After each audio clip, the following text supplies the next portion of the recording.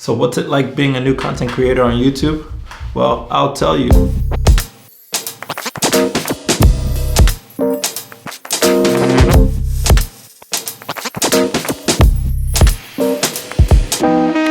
This will be my 7th video on YouTube within 2 months. So I started creating content as a goal starting in January, and I'm proud that I can say that this is actually my 7th video. So from that perspective, it's been a great learning experience for me, for sure. But what I'll say is these other content creators out there, they make it look pretty easy, you know? And I feel like we all get caught up in that sometimes. So like you see a piece of content and maybe you have a video camera that you've had for some time and you've been able to create content for other people. But I feel like when you're looking to create content for yourself, well, I'll speak for me. Like when I'm looking to create YouTube videos where I am the focus, and then from there I'm looking to talk about different topics and points that I believe is important or relevant for my viewers or listeners, it's actually pretty hard. The first thing I have come to gain a ton of respect for when it comes to these various YouTubers, content creators out there, is their ability to really create this level of comfort in front of the lens. And I would say it's probably something that takes time. Even for me right now, during my day job, I have presentations in front of customers, but I have this feedback loop, I guess is the best way to mention it, where, you know, if I'm presenting on a particular topic, let's say it's secure firewalls, and I'm updating them on various new capabilities and enhancement, I can ask to see if what I'm covering is something that they care about. Is it relevant to their environment and their current deployment? And if it's not, I pivot, I move, and I focus on whatever they want to talk about. But when you are speaking to a camera and you're, again, creating content for YouTube as an example, it's a little weird, right? Staring at the lens. Sometimes I want to look off to the right and look at the monitor to see how I look, but it's not best practice, right? And you can actually notice it if you're someone that is on the other end of this camera. So what I'll say is, again, when you think about the Peter McKinnons, and there's this guy, Jeff Lubin, who I've been watching, who is growing his page and his channel and has been really consistent. And he's been really providing really good motivational content, tips, tricks that puts the battery in my back to hit the record button. It's been helpful. But again, I'll say it's not as easy as it looks. Sometimes it takes a few hitting record for you to get to a certain flow. I know leading up to this video here, this is my 3rd time hitting the record button, because I know it's not about perfection, but I definitely want to ensure that when I'm communicating, there's a good flow, and I'm looking to establish a level of fluency as well.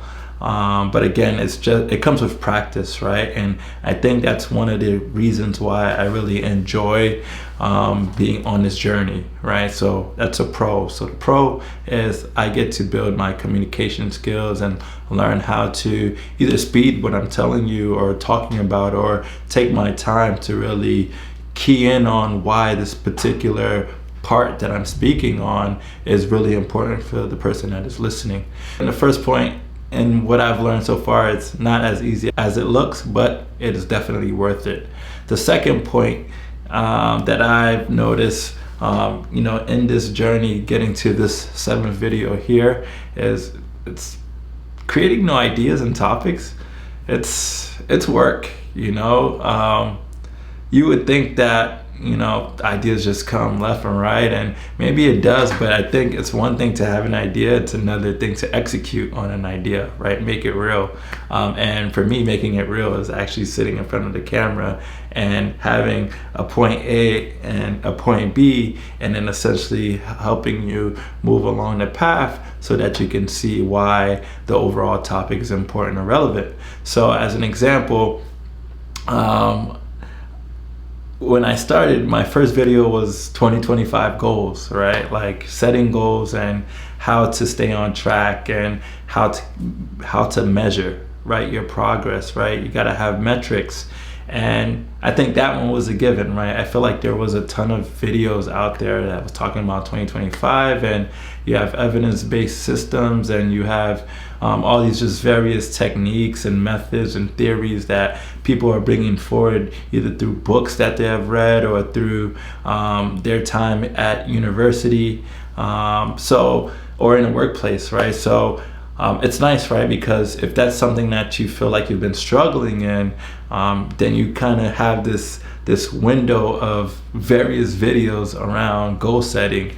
One thing I learned, it does help, right? If you're struggling with creating content or trying to find an idea, I would say noticing what the trends are and then jumping on that can be helpful, but I also would like to advise and say that it's also something that you don't want to be dependent on. So the reason why I originally created the video is because for me, my goal for 2025, one of them was creating videos consistently. I thought it was important to really hit on those various the pitfalls and what you can learn and how you can essentially overcome the obstacles that come with goal setting. And coming back to like the ideas and topic creation, I definitely say it takes time, and I feel like one way to overcome that hurdle is to either have a notebook or a software that you can use, and when ideas come, whether if you're just like in a certain atmosphere or place and you get this sense of inspiration or idea, write it down right away. Even if it's not your next video, I think it's important to have like this ideas bank or topic bank that you can essentially pull from. So yeah, I'll say from that perspective, it's been helpful. Obviously, you can watch YouTube videos, gain ideas and topics from, topics that maybe you essentially spend time viewing, right, or researching for, and then now seeing why essentially you were searching for that topic, and then creating your own version, talking about what you learned. So now the third thing that I learned, and I have been learning from creating these YouTube videos, is not getting caught up with the aesthetics. I think that has been my biggest challenge, and it may continue to be a challenge until who knows. So be patient with me, but when it comes to the aesthetic, I try my best to like create this atmosphere and environment that is pleasing to the eye. But then you also see these like vlog styles where people are just like taking their phone and they're outside, normal settings, and lighting may not be perfect, but they have their ways of keeping you engaged. So I'm learning from these various tactics or approaches, and you may see them in the future, right? I have a DJI Pocket 3, Osmo Pocket 3, so that's super portable. But when you think about what it means to be a new creator, there's just a lot of different things I feel like we just have to try to overcome. Like one, recording in public. If I'm recording someone else, I don't care. But if I'm recording myself and I'm, again, that center of attention, and like setting a camera and knowing that people are walking around, I think that's something, there's a level of confidence or just not caring that needs to be developed over time. Right? And then if you naturally can record yourself in different public settings, in a mall or whatever, where there's a ton of traffic, and you can still maintain your points and get to your point and just have a conversation as if no one is in the room, well, I applaud you. good for you. Hopefully I'll get to that point. As of right now, maybe part of the reason why I have put time into making my office space aesthetically pleasing to the eye is because I'm not at the stage yet where I want to record things in different settings. Again, you know, I have created videos in the past. I think a few videos ago, there's not a ton of videos, right? So I did this like fitness working out outside. That was outside my house, and it was early, so there were no cars anywhere around, and it you know, for me, that there was no, you know, feeling, you know, shy or any of that. So it wasn't a thing. So that doesn't count. So just expect as I grow, I'm sure you'll see different environments, maybe people that I bring into these visual recordings, and you know, I think it'll be fun and something that we can all learn from. The next thing I've learned is sharing. So you hear this, and I feel like it's been a trend. You should start on YouTube, and when you're starting off, don't bother sharing with anyone or telling anybody, because nobody cares, right? I think that's the most consistent thing that you'll hear, is that nobody cares. And yeah, I think there's some truth to that, right? I feel like I've noticed at times where I'll want to share with like cousins or family members or my brother, and you know, I'll share, right? Again, maybe it's like select few, but at the same time, you know, it's like, cool, all right, keep it going. But I feel like for anything, until you hit a level of success, you know, it just is one of those things like, all right, it's cool, man, but just stay true to the process and execute and grow, and over time it'll be something even more exciting that we can look at and then look back to as how you started and where you are. So what am I trying to say here is, yeah, I feel like, you know, naturally as humans, we like feedback. We want to know if we're moving in the right direction. So I'll say, you know, maybe you have a few trusted people in your environment or atmosphere that you share with, but don't expect them to always be looking at the video, and then don't put that pressure on them either. I think that's one thing I'm learning. So for me, it's like, if I share the video, unless there's like something specific, a specific type of feedback I'm looking for, yeah, I'm not sharing videos at this point. At this stage, I'm really not focused on the views.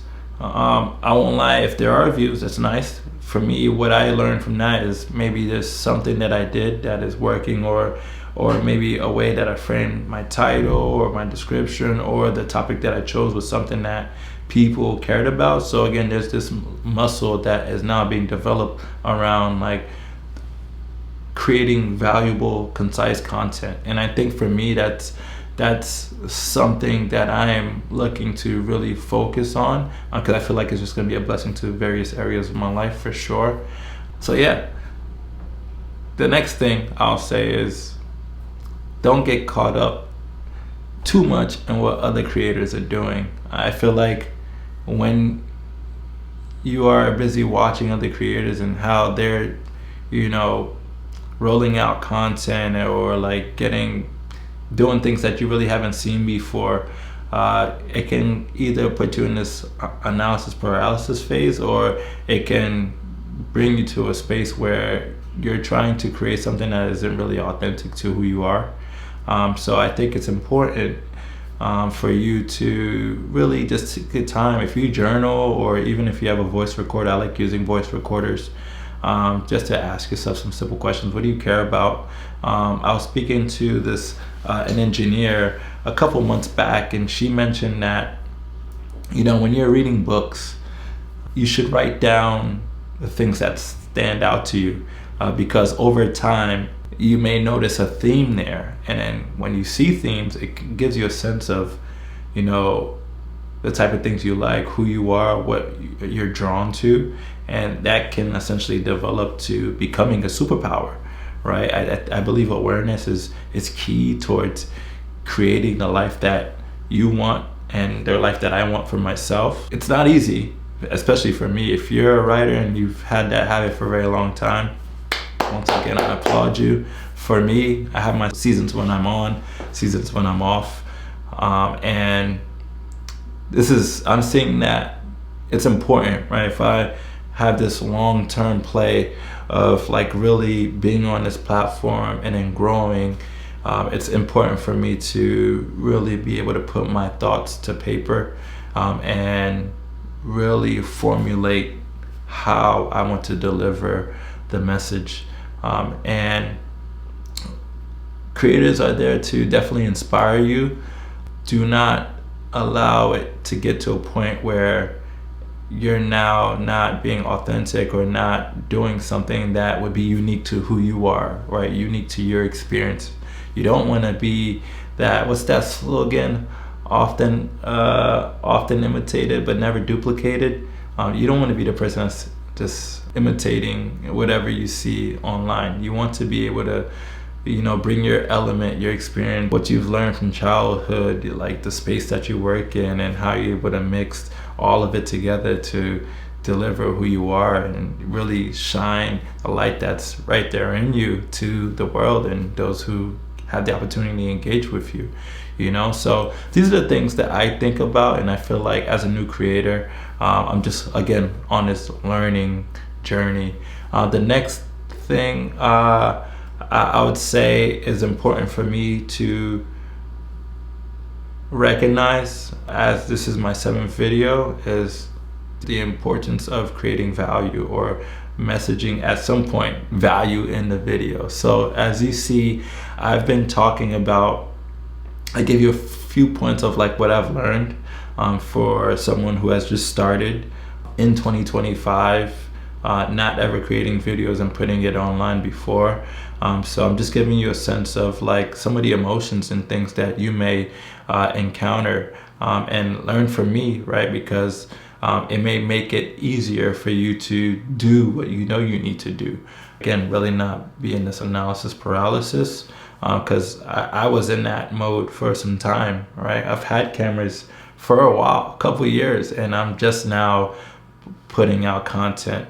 And you just really have to make a decision and also be intentional about the type of content you're consuming, because if you're consuming the wrong type of content, it may be super dope, inspiring, but that same dope content is telling you that, oh, your content may not be good enough. And until you can deliver this level of what comes off as perfection, right, in delivery, you're not going to do anything. So just be mindful of that.